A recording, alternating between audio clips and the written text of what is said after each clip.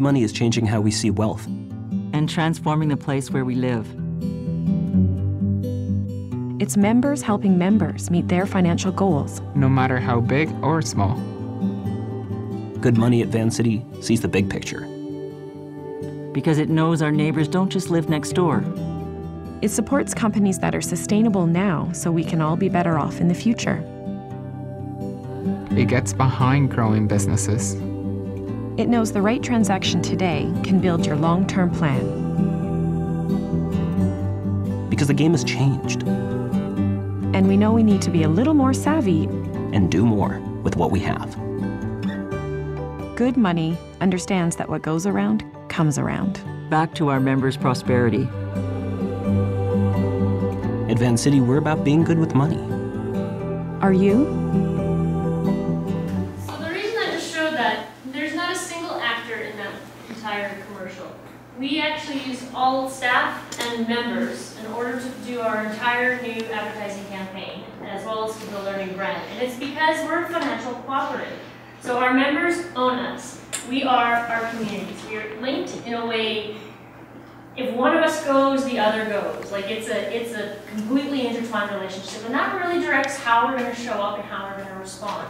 And knowing, and we've heard some statistics about how diverse our communities are now, that means we absolutely have to be inclusive at all levels, including our workforce. So we're very careful and proactive, but also we can't even help being diverse just because of the way we do our work, the fact that we place it first. I can't say that we went into that campaign with diversity being necessarily the top thing that we must measure for. We measured for, are we reflecting and living like the communities we serve?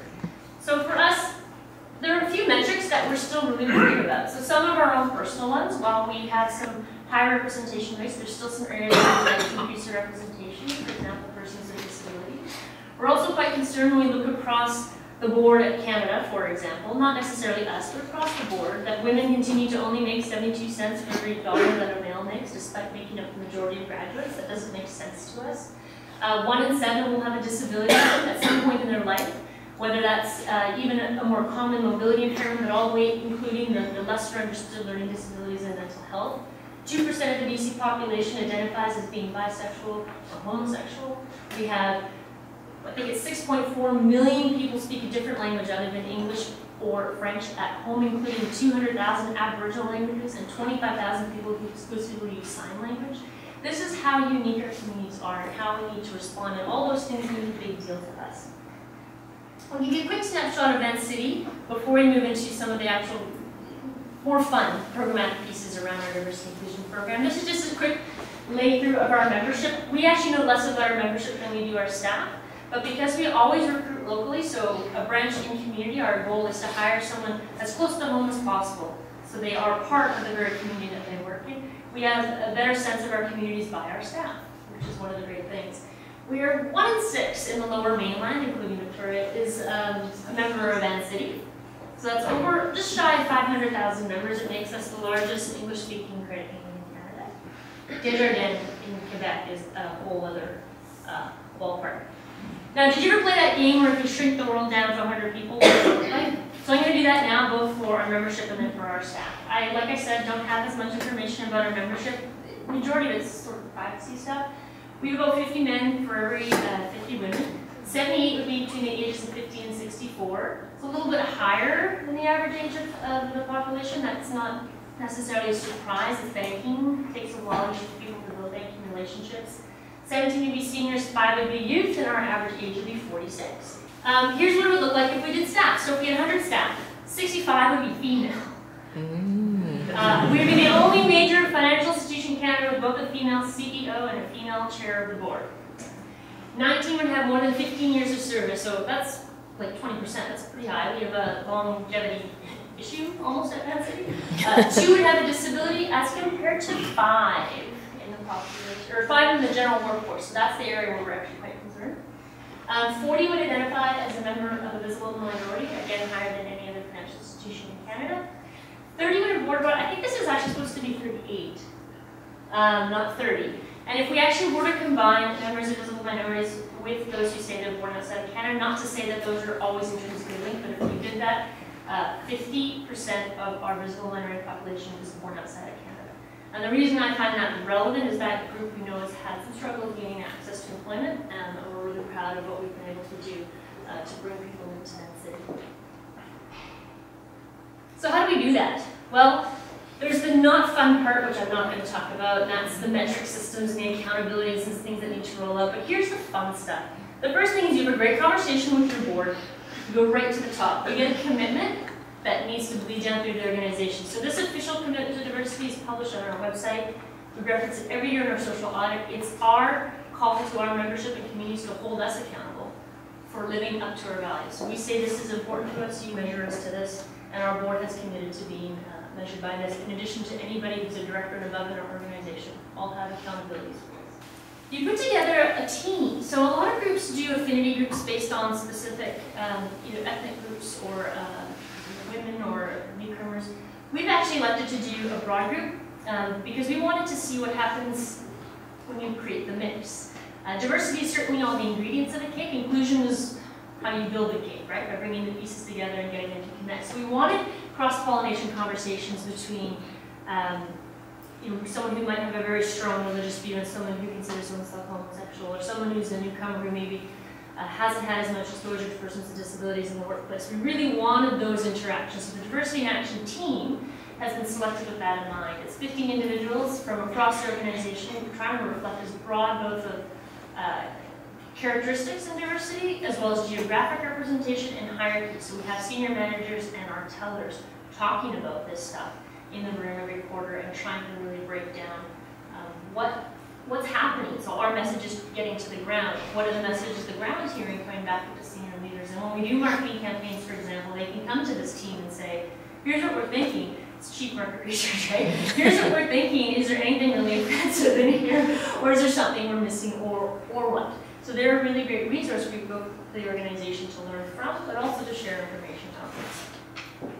We're also a big proponent of the Safe Harbor program, which I know the CPN is as well. I believe the San Police are as well. This program, if you're not familiar with it, I hate to say it's like the old block parent program, but that's the closest analogy. And that you certify a location and you place a decal on the door. And it means that if an individual is facing persecution or harassment of any kind, including bullying, in the community, they can present and request safe harbor, so just support. Quite honestly, our staff like this training better than they'd rather. It's not expensive, but this training we pay to put on at Vancity, and this is free. So I would probably recommend looking into the Safe Harbor program. They really love the materials. They love the public face of it. They love that it creates a conversation piece with members when they come in and ask, what does that mean?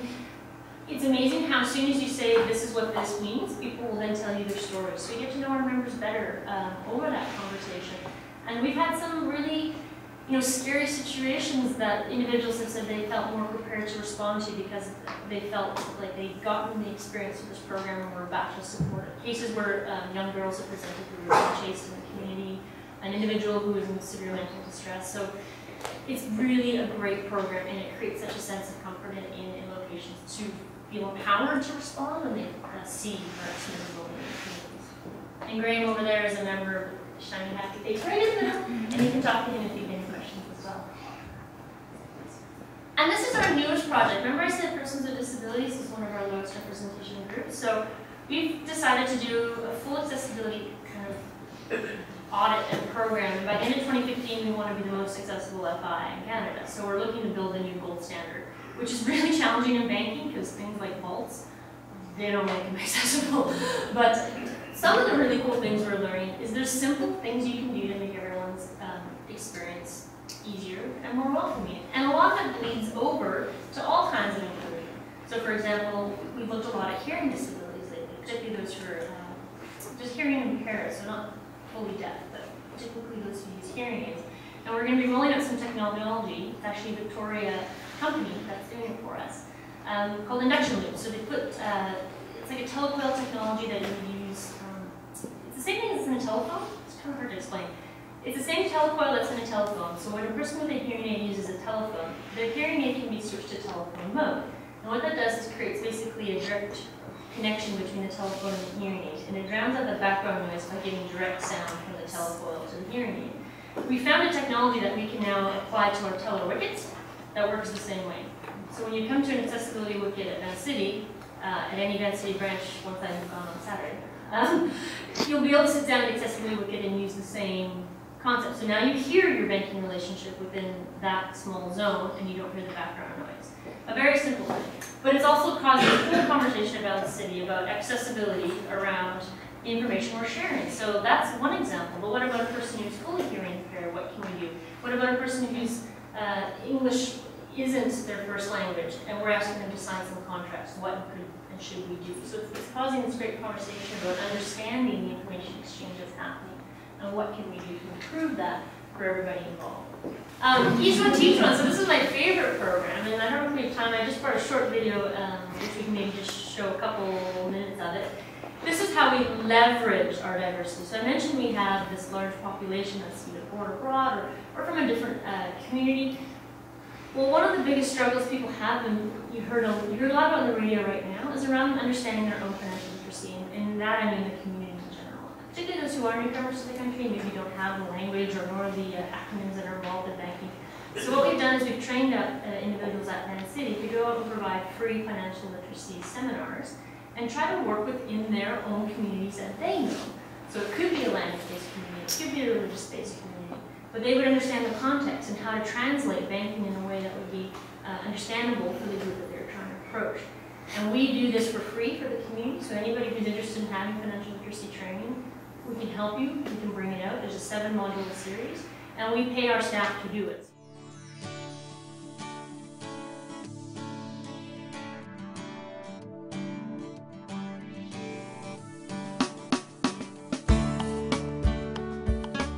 I joined Each One Teach One because I wanted to make a difference in my community. I felt like there was a real need for members to have access to basic financial literacy, and I didn't think that there were many avenues for them to do that. I joined Each One Teach One because I've been always want to do something for other people, but I don't know where to start. I was presented with a fantastic opportunity to give back to the community, which has given me so much. Michelle, Veronica, and Tim are just 3 of more than 60 volunteer Vancity staff who now make up the innovative Each One Teach One program. In 2008, Vancity rolled out this unique financial literacy program, which stemmed from an idea that a microfinance staffer had during a lending meeting with new immigrants from the Sudan. She envisioned a program that could bridge the chasm in understanding the fundamentals of finance in plain language English, but with key concepts translated into the individual's own native language and taught at their level of literacy. The curriculum was crafted by Vancity's microfinance team, and help in developing a train-the-trainer approach was provided by the organizational development and learning team. Shared Success Dollars, Vancity's annual contribution to community, underwrote some of the costs of development. By engaging their own member-facing employees to train current and potential members, Vancity's message was clear. A stronger community begins with literacy and not with lending. The Each One Teach One training trains us how to do the presentation, and actually the more it does is it getting us in the group, and we share experience with each other. After 3 classroom training sessions on how to teach adults, staff use a simple 7-lesson curriculum that can be easily adapted to accommodate specific literacy needs. The Each One Teach One staff then share their expertise with individuals and groups who may not otherwise have the opportunity to learn how to navigate the world of financial matters. Many of these trainees are new immigrants to Canada, Aboriginal youth, those living in poverty, or those who fall into underserved, marginalized markets. Each One Teach One staff bring their particular language skills, cultural and community experiences to the program and deliver the training, sometimes in church basements, sometimes in community centers, in the communities in which their members live. Now in its 4th year, the program has reached over 2,700 members and potential members and has been offered to 26 different language groups through 18 partnering community organizations ranging from the Afghan Women's Sewing Co-op to the Immigrant Settlement Services of British Columbia. Not bad for an initial investment of $30,000. Included in these numbers is a project called Hope in Shadows, based out of Vancouver's downtown east side. a program committed to assisting the homeless and disadvantaged by selling a calendar based on prize-winning photos taken by their own members from their own vantage point. Through this project, they are able to raise money, awareness, and most of all, hope. And it was incredibly empowering for the participants to gain some skills on managing their money so that they can reach some of their financial goals. The Each One Teach One program has had several positive results: increased employee engagement, new members to Vancity, improved credit worthiness of participating members, increased confidence and self-reliance of members, and increased profile in the communities Vancity serves, to name a few. Knowledge is powerful. We're giving these members the means to make informed decisions, and by making these informed decisions, these members feel like they have a control over their future, which gives them hope. In the last 6.5 decades, Vancity has grown to become Canada's largest credit union, with almost 60 locations in British Columbia, serving over 400,000 members. By reaching out to the community with creative and innovative programs such as Each One Teach One, Vancity has earned Credit Union Central of Canada's 2011 Community Economic Development Award. But you can just see how it's a really, the staff love it, it gets us in the community appreciates what we're bringing, and it's just one way to take your diversity and leverage it for your own business success, but also for the industry.